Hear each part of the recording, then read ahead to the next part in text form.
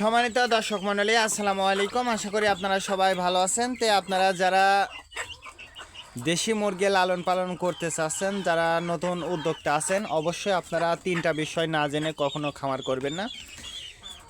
এই তিনটা বিষয় কিন্তু আপনাকে অবশ্যই জানতেই হবে। আর এই তিনটা বিষয় সম্পর্কে আপনি ধারণা না নিয়ে যদি খামারটা করেন, তাহলে কিন্তু আপনি বেশি দিন খামারে টিকে থাকতে পারবেন না। প্রথম যে বিষয়টা সেটা হচ্ছে আপনার মুরগি অরিজিনাল দেশি মুরগি হওয়া লাগবে। যদি আপনি বাজার থেকে মুরগিটা কেনেন, তাহলে কিন্তু সোনালি মুরগি বা পাকিস্তানি বা ফার্মি মুরগি, এই সকল মুরগি, ফার্মি মুরগি হয়তো বা দেবে না, কিন্তু দেশাল পাকিস্তানি এবং সোনালি এই দুইটা মুরগি কিন্তু বেশি বিক্রি হয়।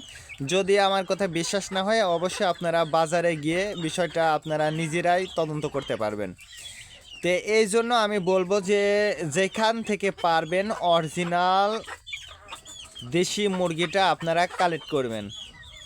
তারপরে যে বিষয় সেটা হচ্ছে রোগ জীবাণু, অর্থাৎ রোগ সম্পর্কে আপনার পূর্ণ ধারণা রাখতে হবে। তার কারণ দেশি মুরগির কিন্তু রোগ বালাই কম, যদিও তারপরেও কিন্তু আপনার ধারণা রাখতেই হবে। তার কারণ আপনার যদি ধারণা না থাকে, দেশি মুরগির রোগ সম্পর্কে যদি ধারণা না থাকে, তাহলে কিন্তু আপনি খামার করে খামারটা টিকিয়ে রাখতে পারবেন না। তার কারণ খামারে কিন্তু রোগ জীবাণু হবে, এটাই স্বাভাবিক। সেক্ষেত্রে আপনাকে অবশ্যই রোগ সম্পর্কে পূর্ণ ধারণা রাখতেই হবে। এই রোগে যেমন কয়েকটা রোগ, প্রধান রোগ আছে, আমি সেটাও বলে দিচ্ছি। প্রথমে হচ্ছে রানীক্ষেত। রানীক্ষেত কিন্তু এই দেশি মুরগির জন্য খুবই ভয়ঙ্কর একটা রোগ, রানীক্ষেত। তারপরে ঠান্ডাটা কিন্তু দেশি মুরগির জন্য অনেক ভয়ঙ্কর একটা রোগ, ঠান্ডা। তার কারণ ঠান্ডা কিন্তু এই ঠান্ডার সময়ই হয় তা কিন্তু না, এটা কিন্তু গরমের সময়ও কিন্তু এই ঠান্ডা রোগটা হইতে পারে। এই জন্য অবশ্যই রোগ সম্পর্কে আপনাকে পূর্ণ ধারণা রাখতে হবে।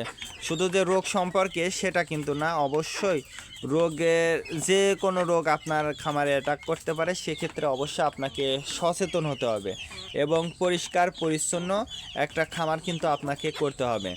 তারপরে 3 নম্বরে যে বিষয় সেটা হচ্ছে খাবার।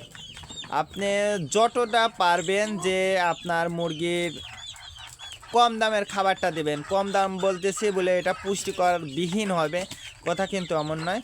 অবশ্যই আপনাকে পুষ্টিকর খাবারটাই দিতে হবে। যেমন আপনারা গম ব্যবহার করতে পারেন, ধান ব্যবহার করতে পারেন, ভুট্টা ব্যবহার করতে পারেন।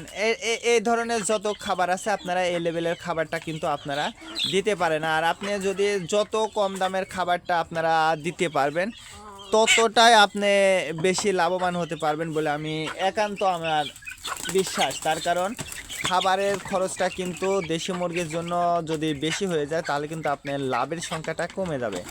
এই জন্য আপনারা চেষ্টা করবেন যে খামারে যত কম দামের খাবারটা আপনারা দিবেন ততটাই ভালো, কিন্তু পুষ্টিকর হওয়া লাগবে। সেক্ষেত্রে আপনারা ধান দিতে পারেন, গম দিতে পারেন, ভুট্টা দিতে পারেন। আমি কিন্তু দুইটা জিনিস দিই, এক ভুট্টা, দই, গম। এই দুইটা জিনিস দিয়েই কিন্তু আমি আমার দেশি মুরগির খাবার হিসাবে আমি ব্যবহার করি আর কি। আপনারা চাইলে এটা ব্যবহার করতে পারেন। তারপরে যে বিষয়টা সেটা হচ্ছে, আপনার কিন্তু কম দামের মধ্যে এই যে আমি যে ঝুড়িটা ব্যবহার করি, এইরকম ঝুড়ি কিন্তু আপনারা অ্যাভেলেবেল পেয়ে যাবেন। এই ঝুড়িটা পরিষ্কার পরিচ্ছন্নতা রাখতে হবে, তাহলে দেখবেন যে আপনার মুরগির রোগ জীবাণু খুবই কম হবে, এবং যে কোনো রোগ সহজে আসবে না ইনশাল্লাহ। তার কারণ দেশি মুরগির রোগ প্রতিরোধ ক্ষমতাটা কিন্তু বেশি।